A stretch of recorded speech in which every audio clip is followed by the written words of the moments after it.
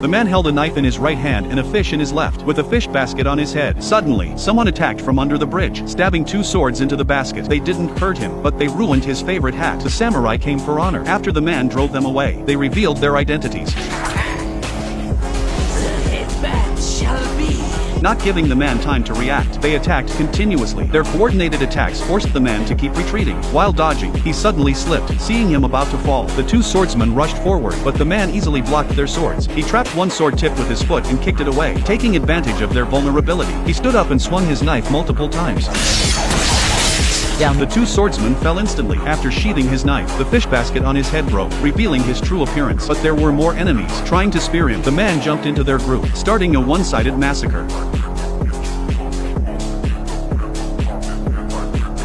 One tried to use a cannon to ambush him, but the man blocked the barrel with a stick, causing it to backfire. Within minutes, the man was the only one left alive on the bridge.